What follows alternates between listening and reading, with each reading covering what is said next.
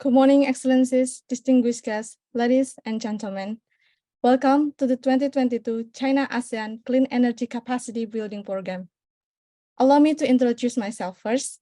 My name is Varicha Hidayati, Research Assistant from ASEAN Center for Energy, and it is such a great honor for me to become your Master of Ceremony for this special event. Excellencies, ladies and gentlemen, since 2017, China-ASEAN Clean Energy Capacity Building events have been successfully held in collaboration between China Renewable Energy Engineering Institute and ASEAN Center for Energy, and these capacity building events were conducted primarily to promote experience exchanges on clean energy development and help all ASEAN member states achieve a cumulative regional renewable energy goals of 23% share in total primary energy supply and 35% share in installed power capacity by 2025. This is also reflected in the second phase of ASEAN Plan of Action for Energy Cooperation for 2021 and 2025 period. In the previous years, various topics have been discussed in the event. This includes the topic of pump storage, effective utilization of diverse energy, high proportion PV application, and scale development of wind and photovoltaic power. Meanwhile, for this year, ASEAN Center for Energy, along with China Renewable Energy Engineering Institute, China Society for Hydropower Engineering, Ecosystem Study Commission for International Rivers, National Energy Administration of China, and Ministry of Mines and Energy of Cambodia, proudly present the theme of Exchange Project on Sustainable Hydropower Development for the 5th China-ASEAN Clean Energy Capacity Building Program. So, without further ado, allow me to announce some housekeeping rules that I hope all panelists and participants should be mindful of. First, we highly recommend participants to ensure convenient environment while joining this event and ensure minimal background noises by turning off any cell phone and laptop ringtone. Second, for panelists, please only unmute the microphone and turn on the camera if they wish to speak or present on behalf of organizers' permission or in the discussion session. This is to ensure the best connection quality and voice quality for other panelists who is presenting. Third, we provide English and Mandarin interpretation for this event. And if you wish to turn on the feature, please go to the Zoom menu below and select which language is preferred. Fourth, for participants who would like to ask questions, please drop your queries in the Zoom Q&A box below using the format that you can see in the slides. Or you can follow the format by mentioning your country name and organization name, as well as following by your question. And then the fifth, please be mindful that this event will be recorded. Thus, we kindly ask for your understanding and consent in doing so. And lastly, if participants encounter any technical issues during the event, participants may contact the organizer through the chat box. Excellencies, ladies and gentlemen, the agenda of the event is shown to you in the screen right now. Firstly, we will officially open this capacity building event by the opening remarks that will be delivered by our foremost prominent distinguished excellencies that are already joining with us this morning. And then we will continue the event by having very insightful presentations by our remarkable speakers from International Hydropower Association and China Society for Hydropower Engineering. And moving on, we will be guided by our moderators in the event, Ms. Ngoc Jiangvu and Ms. Monica Merdekawati, to listen to the very engaging special presentation and discussion that covers 3 strategic topics in the hydropower development. These are environmental protection and social safeguard, community development, and dam safety management. Ladies and gentlemen, let us begin our event today by the first opening remark from Ms. Wei Qiaowei, Director General of Department of International Cooperation in National Energy Administration of China. Please, Ms. Wei Qiaowei, the time is yours now. Thank you. Distinguished Victor Jonah, Li An, and Director General Tang Jie, and Dr. Utawa, Executive Director. Welcome to this event, 2020 China-ASEAN Clean Energy Capacity Building. At the recently concluded 25th China-ASEAN Summit, the parties jointly issued a joint statement on strengthening China-ASEAN joint sustainable development, proposing to rely on think tanks of China and ASEAN countries to carry out activities such as capacity building and experience exchange, and provide support for policy formulation in areas such as circular economy and sustainable development. So today we kick off the 2022 China-ASEAN Clean Energy Capacity Building Program, which is a very timely event. So here on behalf of NEA, I would like to extend a warm welcome to all the distinguished guests and express the sincere gratitude from the Ministry of Mines and Energy of Cambodia, CREAL, ACE, CSHE, ESCIR for your very hard work in preparation for this event. 6 years ago, at the 13th ASEAN Plus 3 Energy Ministers meeting, China and ASEAN countries jointly launched the China-ASEAN Clean Energy Capacity Building Program initiative, setting the goal of training 100 policy and technical cadres for ASEAN countries within 10 years. Over the past 6 years, several exchange programs have been conducted on topics such as pumped storage, multi-energy complementarity, low wind speed wind power, and PV+. Among them, more than 3,000 people have participated in 2021 capacity building sessions. The theme of this event is the sustainable hydropower development. With the strong support of ASEAN countries and ACE, the clean energy capacity building has become a platform high-level capacity exchange between energy officials and experts from China and ASEAN countries.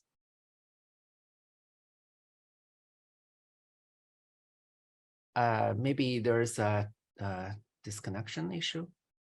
Let's wait for them to come back.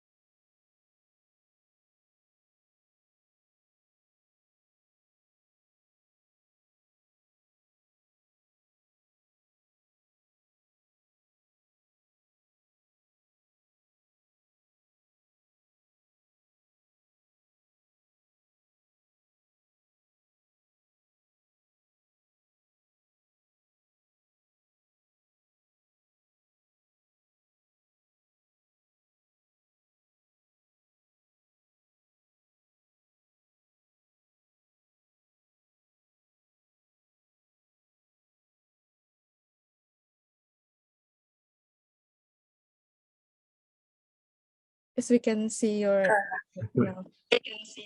谢谢。6年前的你第二好。6年前 ，sorry， 我重新继续我的发言啊。6年前，在第13届东盟加3能源部长会上，中国与东盟各国共同发起了中国东盟清洁能源能力建设计划倡议，制定了10年内为东盟国家培养100位政策技术骨干的目标。6年以来，已先后围绕抽水蓄能、多能互补、低风速风电、光伏加等主题开展了多期交流项目，其中2021年能力建设线上参与人员超过3000人。本次活动主题为水电可持续发展。在东盟各国和东盟能源中心的大力支持下，清洁能源能力建设已经发展成为中国与东盟国家能源主管官员和专家开展高水平、高层次能力交流的重要机制平台。各位嘉宾、各位朋友，当前在全球气候治理和能源转型共识不断深化的背景下，地区各国相继提出了碳中和或碳减排目标，清洁能源低碳发展正在迎来崭新的机遇。中国与东盟也分别制定了5年发展目标。今年6月，中国政府发布了“十四五”可再生能源发展规划，制定了2025年可再生能源年发电量达到3.3万亿千瓦时左右，全国可再生能源电力总量销纳责任权重达到33%左右的目标。中国正在加快推进大型水电站和抽水蓄能电站等重大项目建设，同时推动可再生能源开发利用与生态环境保护协调发展相得益彰，与新兴技术、新型城镇化、乡村振兴、新基建等深度融合，努力实现可再生能源高质量跃升发展。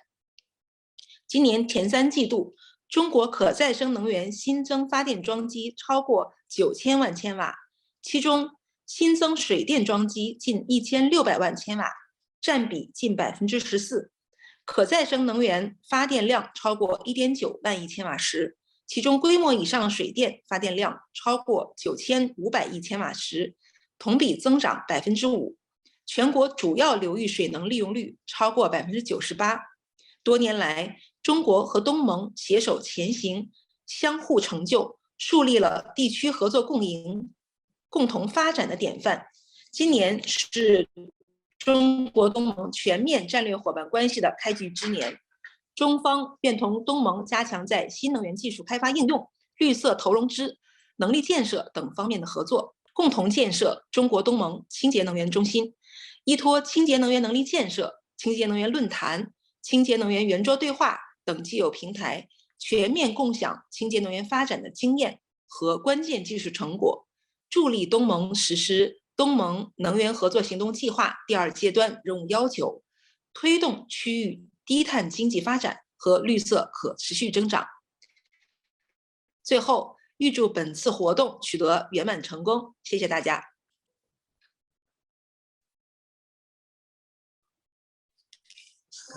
Thank you, Ms. Wei Xiaowei, for the amazing remark.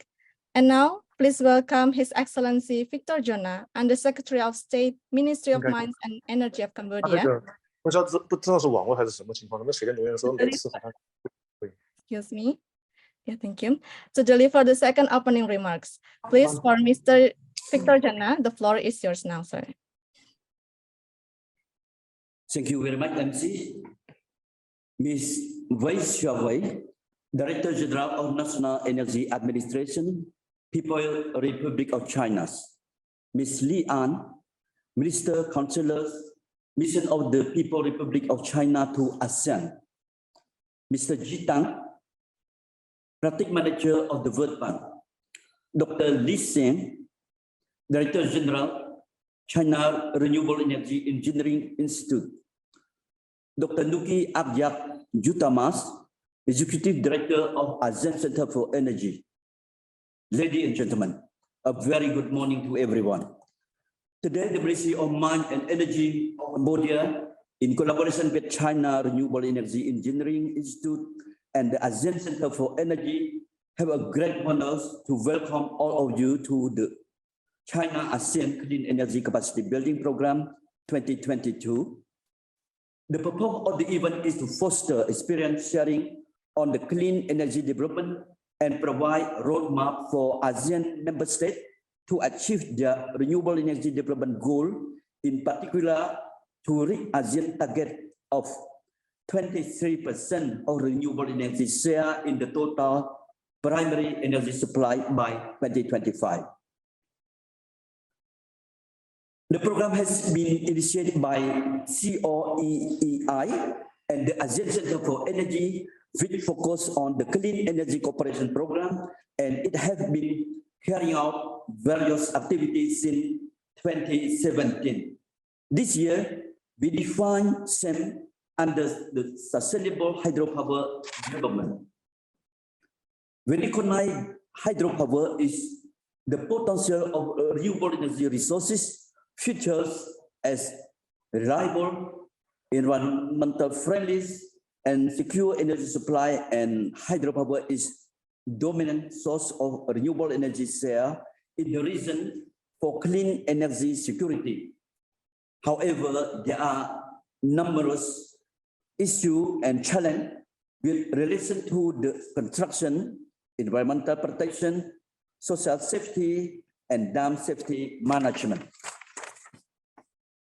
Therefore, the event design today will be extremely valuable for ASEAN countries to experience on the respective and best practice in overall hydropower development activity, including solution, approach, tool, technology, and management on environmental, community, and safety, in particular to enhance the public awareness on hydropower development. Ladies and gentlemen, the event is being held in hybrid, online, and format this year. In addition to extending our warm welcome to all delegates over the interim platform, Cambodia also extend a warm invitation to all government delegations to the Kingdom of Cambodia from December 13 to 16, 2022 in Siem Reap and Stan Trai province.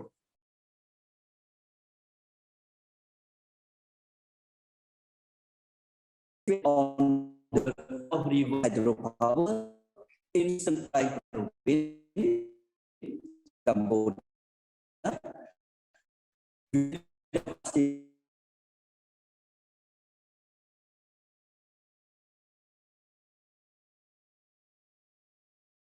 I visit at the UNESCO World Heritage at Angkor Wat Temple, and it is the largest religious monument in the world.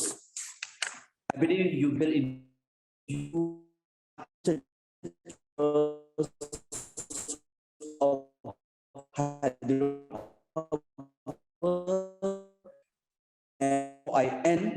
allow me to express our sincere appreciation to the Chinese Renewable Energy Engineering Institute for your full support to us in hosting this event, including site visit to Cambodian, and thank to ASEAN Center for Energy for your perfect coordination role as always. We also thank to each speakers here for spending your valuable time with us on the event. I wish all of you a fruitful and productive discussion, and we are looking forward to see you all in person in Cambodia December next month. I thank you very much. And now I back the floor to you, MC. Thank you so much. Thank you so much, Mr. Victor Juna, for the amazing speech. Next, I would like to welcome Mr. Li An, Minister Counselor from Mission of the People's Republic of China to ASEAN to deliver the third of this event. Please, Mr. Li An, the floor is yours.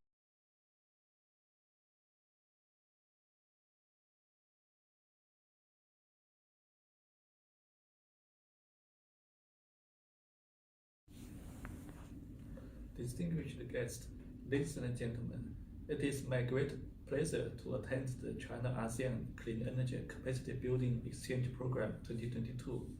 I wish to extend my warm congratulations on the convening of today's event. Currently, the world development has entered a new period of turbulence and change, with challenges to the global energy security, especially for developing countries. In order to effectively cope with the challenges and promote the sustainable development, it has become the overriding trend to develop clean energy and promote green and low carbon transformation. In September last year, President Xi Jinping proposed the Global Development Initiative, calling on the international community to accelerate the implementation of the UN 2030 Agenda for Sustainable Development. At the G20 Leaders Summit this month, President Xi advocated countries to strengthen cooperation on green transformation, emphasizing that in tackling climate change and transitioning towards green and low carbon development, the principle of common but differentiated responsibilities must be upheld. It is also important to provide funding, technology, and capacity building support for developing countries and promote cooperation on green finance. These important concepts provide fundamental guidelines for China to strengthen clean energy cooperation with other countries, including ASEAN. China has attached great importance to clean energy development and adopted a series of major policy measures. At present, China has become the world's largest country in terms of installed capacity and equipment manufacturing of renewable energy. We are willing to exchange and share experiences and technologies with all parties and jointly support the green and low carbon development in developing countries. China and ASEAN are good neighbors with a shared future.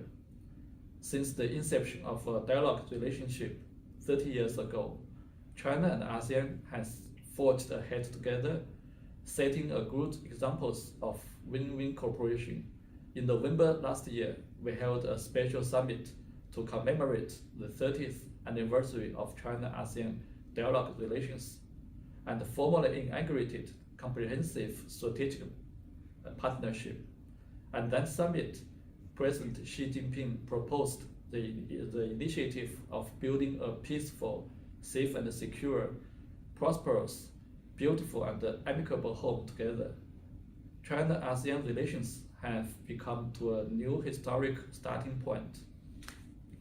Clean energy cooperation is a key area of China-ASEAN cooperation. Premier Li Keqiang noted at the 25th China-ASEAN Summit that China is prepared to provide funding support under the Global Development and the South-South Cooperation Fund to launch with ASEAN demonstration programs for implementing the Global Development Initiative. China welcomes the preliminary consensus reached on establishing a China-ASEAN Clean Energy Cooperation Center and looks forward to its early completion. China will host the China-ASEAN Energy Transition Roundtable and carry out training programs on clean energy capacity building. A series of important documents jointly formulated by both sides in recent years have also proposed to strengthen cooperation between the two sides in new energy technology development and application, green investment and financing, capacity building, and jointly promoted energy transformation and industrial structure upgrading. The clean energy cooperation will become an important driving force for China-ASEAN comprehensive strategic partnership to go deeper and more practical. Ladies and gentlemen, the China-ASEAN Clean Energy Capacity Building Exchange Program has been held for years, which has strongly promoted the practical cooperation and capacity building in clean energy fields. We hope that both sides will further exploit the potential of these projects, write a new chapter of China-ASEAN Clean Energy Cooperation, and make greater contributions to the implementation of the 2030 Agenda for Sustainable Development and the building of a closer China-ASEAN community with a shared future. Finally, I wish today's event a great success. Thanks.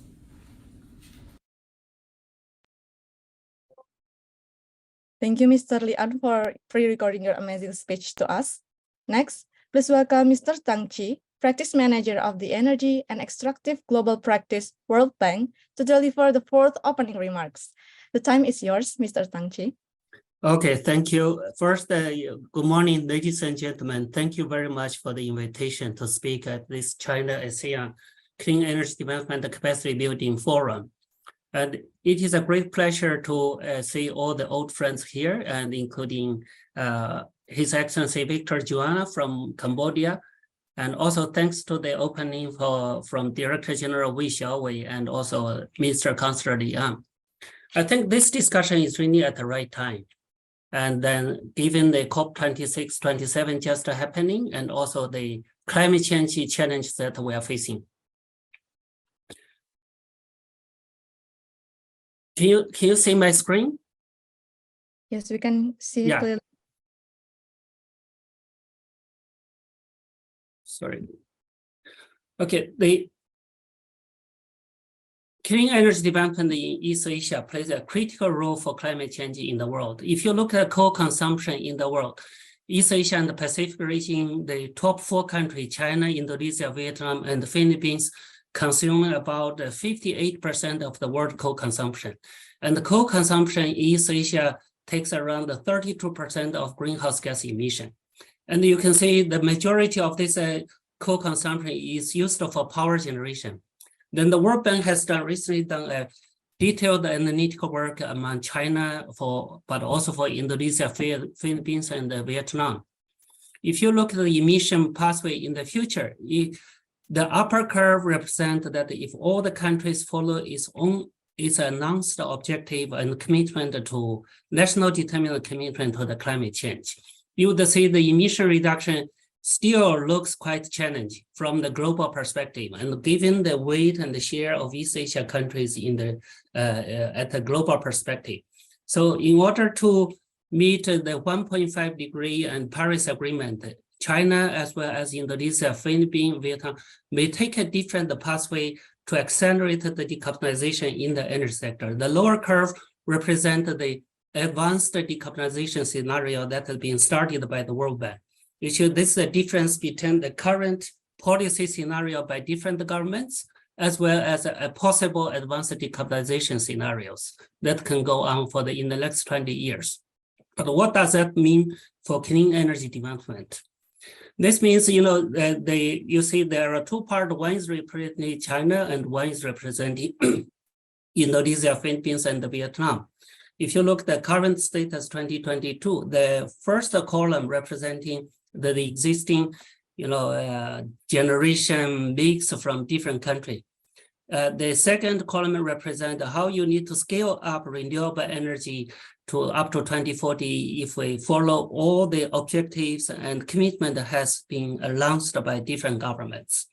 And as I just showed you earlier, the curve, right? If we want to further reduce the CO2 emission and reach a sustainable and low growth path for the energy sector in this region, then accelerated decarbonization scenario may be followed. You would see the blue part of all these 3 charts is really hydropower, and that is, and the total represents the projected renewable energy electricity generation in the region. So in short, right, the renewable energy need to scale up in a large scale. What does that mean from investment perspective? Only for these 4 countries, our study indicates that just for capital investment in generation, transmission, and distribution, scaling up renewable energy and phasing down the coal, you would need $8 trillion in the next 20 years. This is not a discounted number, right? It's $8 trillion just to achieve government objective. But if we want to further reduce CO2 emission and further scale up renewable energy and clean energy in the energy mix, as consistent with the advanced decarbonization scenario, which is fully aligned with Paris Agreement, $3 trillion additional would be needed for these 4 countries, and we're talking about $11 trillion. This investment, if you go the advanced decarbonization scenario, would increase the cost of electricity for sure. Then the question is really how to finance this $11 trillion and how to reduce, help the country government to manage the cost. Then international organizations like World Bank can certainly have a role to play. Now come back on the clean energy development, we see that the development of hydropower plays a key role for integration of variable renewable energy. In addition, new technology like a battery storage need to be scaled up, right? To help integration of the large-scale renewable energy as we just discussed and envisaged it.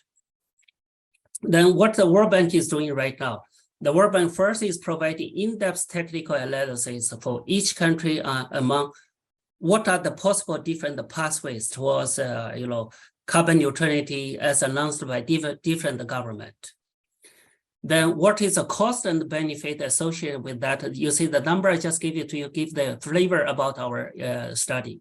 Second, we see that regional integration, particularly when large hydropower is discussed, right, play a key role in maximizing the benefit of hydropower and managing the clean energy development and carbon neutrality at the regional perspective. For sure, capacity building is one of the key areas that World Bank support in ASEAN countries, and also, our support also extends further to the Pacific Island country in the EAP region. Then, most critically, World Bank is mobilizing concession financing to reduce the cost of the development and manage the economic and the social impact in each country regarding clean energy development versus coal transition that we're targeting for. And also, World Bank engagement gave confidence for private sector commercial funding. When we talk about the $11 trillion in the next 20 years, we think perhaps 2/3 of the funding needs to come from the private sector. Then a conducive and a regulatory environment and the incentives and the policies will be critical, particularly on de-risking the private sector investment in clean energy. Now, if you look at what we are doing right now, so currently the World Bank is supporting large hydropower project in the region. In Indonesia, we have a 1,000 megawatt pump storage project under construction, and we are preparing the next stage, another pump storage also at around 1,000 megawatt, and also a new greenfield, a new hydropower project, which are under preparation right now. In Philippines, that we are working with the government on preparation of rehabilitation of Agus Plangi hydropower cascade in Mindanao, which has a total capacity about 1,000 megawatt. In Vietnam, we have just finished the hydropower construction of Vietnam Truong Son. We're preparing the next stage hydropower rehabilitation, expansion of the existing hydropower capacity, as well as new pump storage, hydropower projects. Solomon Island, there is a World Bank finance hydropower project ongoing, and in PNG, Papua New Guinea, right, hydropower is under preparation for World Bank financing. So, ladies and gentlemen, I think the discussion at this moment on how to scale up clean energy is really on time. I think with a huge capacity of Chinese government and agencies have in clean energy in both solar, wind, as well as hydropower, and also the huge potential the other ASEAN countries have, right? The close cooperation between China and ASEAN countries would definitely benefit the whole region on clean energy development. And also, please be assured that the World Bank is standing by providing our technical assistance on planning and analytical work, as well as mobilizing concessional financing to support the clean energy development. And also we focus on capacity building in the client country. Thank you very much. Thank you very much, Mr. Zhang Qi, for sharing insightful remarks. Next, I would like to invite Dr. Li Sheng, Director General, China Renewable Energy Engineering Institute, to deliver the 5th opening remarks. Please, Dr. Li Sheng, the floor is yours now. Okay. His Excellency Dr. Victor Jana, Director General Ms. Wei Xiaowei, Minister Chancellor Li Ang, Director General Tan Jie, Dr. Nuki Aya Utama, distinguished guests, ladies and gentlemen, good morning. It is a great pleasure to meet you at this annual event of China-ASEAN Clean Energy Capacity Building Program. First of all, on behalf of CREE, please allow me to extend our warmest welcome to all the guests. Since 2017, under the guidance of support of National Energy Administration of China and ASEAN energy authorities, CREE and ACE have successfully held 5 capacity building exchange projects. Here, I would like to express our sincere gratitude to all of you for your consistent support and active participation, and to ACE team for the solid cooperation and smooth coordination. The 35th China-ASEAN Summit was held in Cambodia recently. The 17th G20 Leaders Summit and the 29th APEC Economic Leaders Meeting also took place in Indonesia and Thailand. The success of these events once again highlights the solid cooperation of the region.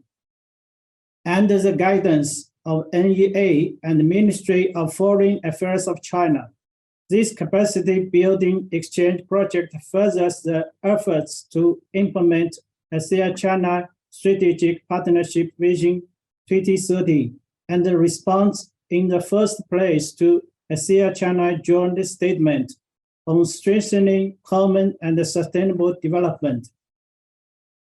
China and the AMS are both in a critical period of economic development and energy transition and upgrading. Growing energy demand and further steps taken towards green and sustainable development have injected new dynamism in the renewable energy development. At the same time, the global renewable energy development is faced with multiple challenges. As large-scale development has brought forth higher requirements on consumption and energy security. Therefore, stronger actions are needed to resolve issues such as high proportion consumption, key technology innovation, energy stability, and reliability. All of these have shaped the new purposes of hydropower and development in this new era. According to the 7th ASEAN Energy Outlook, the share of hydropower installed capacity will increase, bringing new opportunity to hydropower development in ASEAN. Distinguished guests, ladies and gentlemen, sustainable development is pursued globally. It has become a consensus in hydropower field to make the projects environmental friendly, economically guaranteed, and beneficial to people and the residential area. Following Chinese President Xi Jinping's thought on ecological civilization with lucid water and lush mountains are invaluable assets, we are committed to developing paths that prioritizes ecological conservation and boosts green hydropower technology. We have developed an environmental protection standards system and persisted in the application of green hydropower technologies. We have been exploring integrated river basin monitoring and implementing safety and risk management of rivers throughout the life cycle of projects. Up till now, we have made remarkable achievements in promoting local economic and social development and lifting local people out of poverty through hydropower development. As a leading think tank and advisory body in renewable energy sector, Korea is honored to be involved in China's hydropower development cause. We are responsible for formulating industry policy, standard and specification, and industrial and special development plans. We also participate in the technical management throughout the life cycle of projects. We are willing to share the achievements and experience with AMS colleagues and further expand the depth and extensiveness of the capacity building program. At the same time, we also hope to promote efficient exchanges on the most up-to-date information and technology with AMS by leveraging the platforms provided by the capacity building program and the East Asia Summit Clean Energy Forum. We aim to further the concrete cooperation between the two sides and contribute to the shared further that is clean, low carbon, sustainable, and better for all. Last but not least, I wish this exchange project a complete success. Thank you. Thank you so much, Dr. Li Sheng, for the inspiring remark. And now for the opening remark, please welcome Dr. Nuki Agia-Utama, Executive Director of ASEAN Center for Energy, to deliver the speech. Please, Dr. Nuki, the time is yours. Thank you, Fashia. Good morning, colleagues, ladies and gentlemen. Good morning, Your Excellencies. Victor Jona, the Undersecretary of State, Ministry of Mines and Energy, Cambodia. Ms. Wei Xiaowei, the Director General, Department of International Cooperation, National Energy Administration, China. Mr. Li An, the Minister Consular, Mission of the People's Republic of China to ASEAN. Mr. Tang Ji, good morning. We met before in Singapore from World Bank. And also Dr. Li Zheng, the Director General of China Renewable Energy Engineering Institute of Great China. On behalf of the ASEAN Center for Energy, I'm honored to welcome all participants and excellencies on the first day of China-ASEAN Clean Energy Capacity Building Program 2022 with the theme of Sustainable Hydropower Development.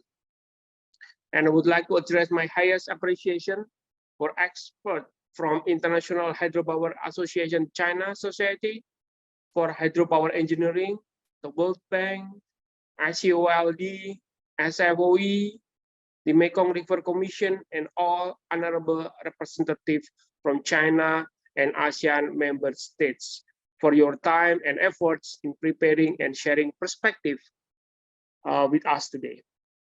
And I also would like to thank all my ACE colleagues and our partner CRE for making this event a reality.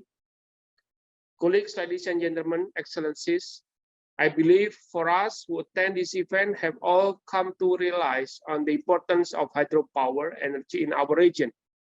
And based our recent flagship publication, the 7 Energy Outlook, the 7 ASEAN Energy Outlook, hydropower lies as the backbone of our region's energy horsepower, especially for electricity generation.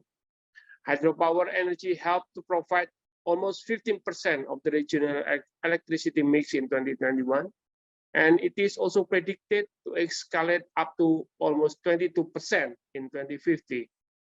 However, rippling effects from ongoing crises are affecting the resiliency of our hydropower energy. Rising temperature as well as extreme rainfall and changing weather patterns from climate change phenomenon are undeniably disrupting the nature of our hydropower dams. And also its surrounding environment changes from the upstream will also impacting the hydropower plant. Moreover, the post-pandemic economy bounce back and the war happening recently are off balancing the energy demand and supply, making it critical for us to take some strategic action. The nearest estimation in 2025, for example, it is predicted that energy demand surged on more than 120% compared to 2020 level. This increased number must be addressed carefully to avoid other havocs to occur. We are talking about increased carbon emission, natural, environmental, and societal costs, and instability of reserve. That's why hydropower energy, if installed and operated wisely, can play a crucial role in minimizing the off balance of energy and can help the region to reach a 23% renewable energy and help the region to reach also 35% installed power capacity coming from renewable energy power.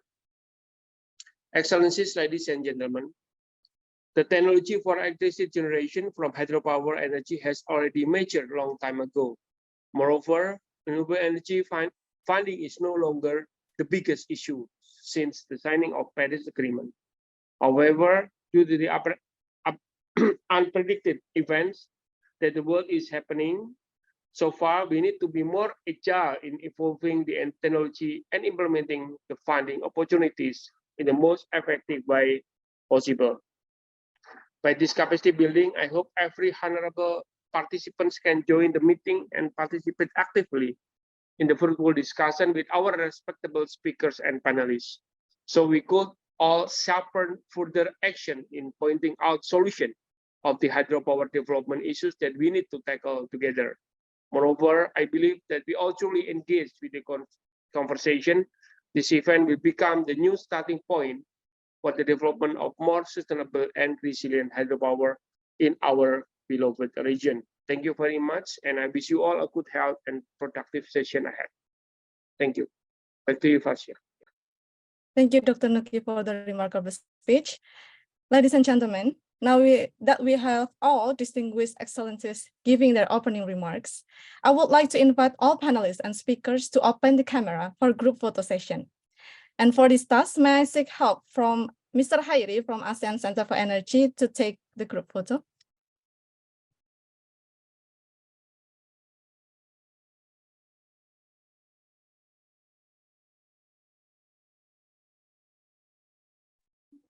Okay, everyone, I will take the photo. Let's wait for other panelists to open their camera.